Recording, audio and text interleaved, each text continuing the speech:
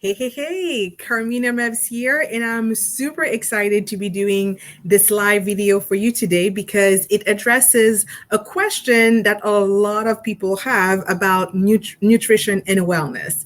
And it has to do with protein powder and whether you need to use it. And if you do decide to use it, how do you choose the best one for you? But before we dive in, let me introduce myself in case you don't already know me yet. I've spent the last 3 years studying to become a health and nutrition coach. And now in my 40s, I'm on a mission to get in the best shape of my life. The real question is, how will I do it without dieting, starving myself, or doing insane workouts? This show is here to give you the answer. Join me and follow along as I learn, apply, and share healthy tips and strategies to break free from sugar, flatten my belly, and lose fat naturally. My name is Carmina Mevs, and welcome to the Fit and Healthy After 40 Club.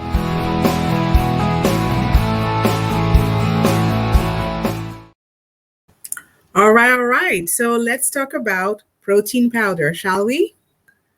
Okay, so first question is, what is protein powder? Now, there are powdered form of protein that come from eggs, milk, or plants like hemp, soy, rice, peas, and a long list of other alternatives.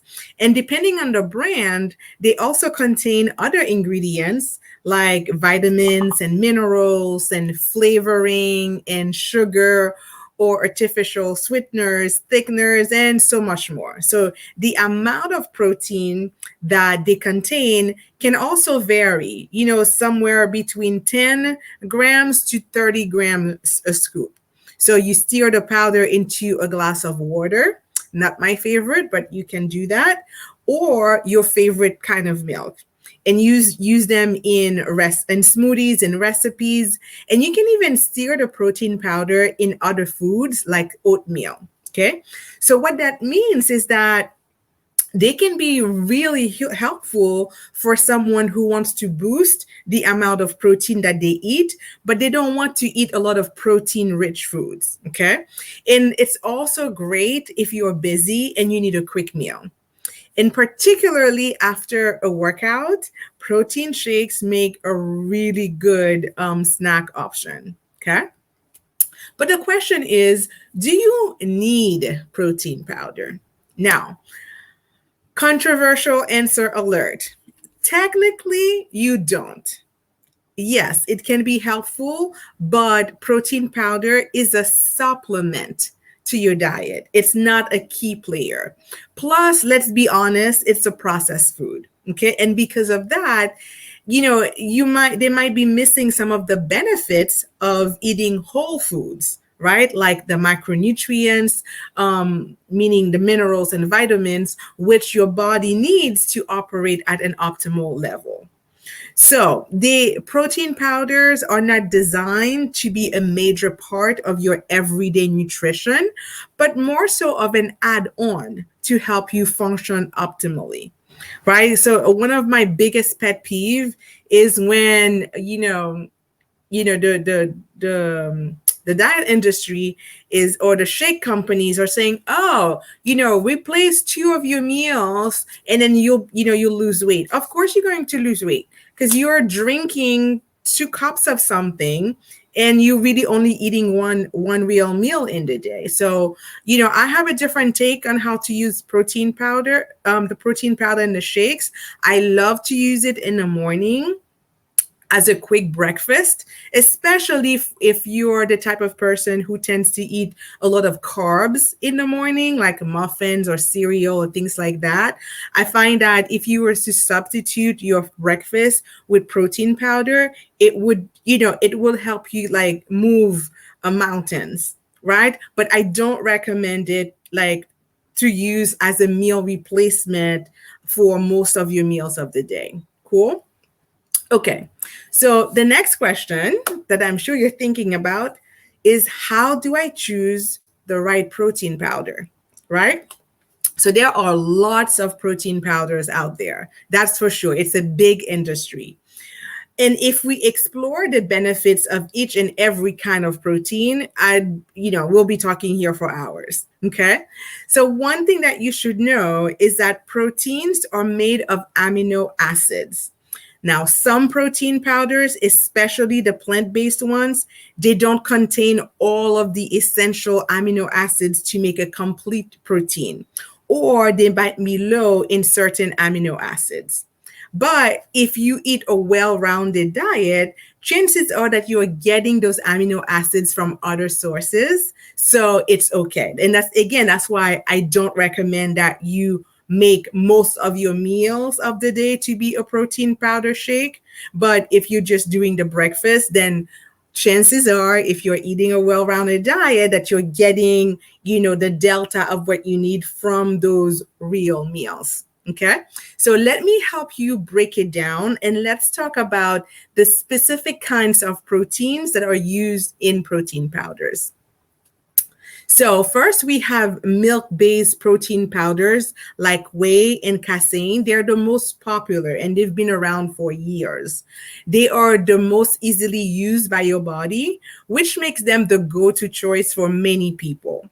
But if you're among the many people who have issues with digesting dairy, then they can upset your system afterwards. So over the years, they've developed other types of protein powders. So some of them are made of eggs. Some of them are meat based. That you'll find them on the market. Obviously, you'll have to investigate for yourself. But oddly enough, these aren't always complete proteins.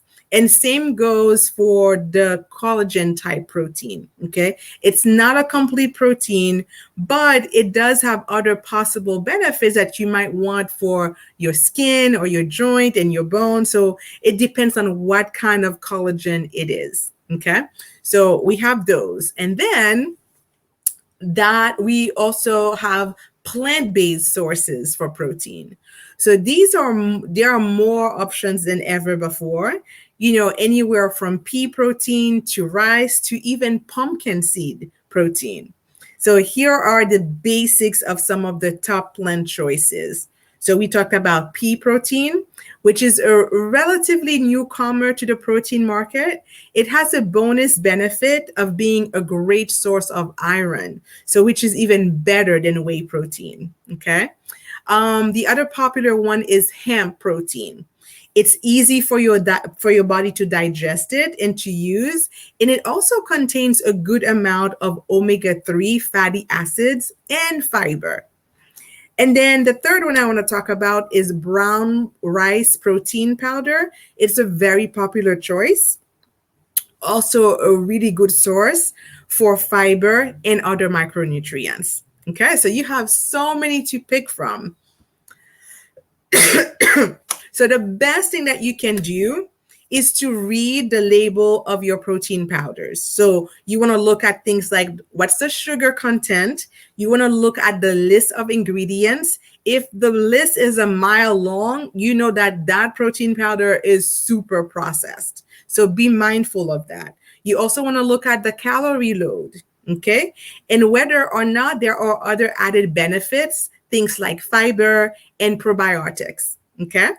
And then just give it a try. If you're a picky eater, you can ask the store clerk what happens if you hate the taste of the products. Some of the bigger chains have, great return policy. So you could try one. If you don't like it, you return it, you try a different one.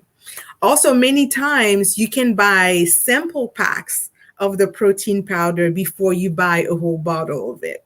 So I hope this rundown it's helped you kind of figure out the different options that are out there for you, and in really help you choose the right protein powder for your needs. And if you're like, okay, I really don't know, I really don't want to do the research, can you just tell me which one I should use?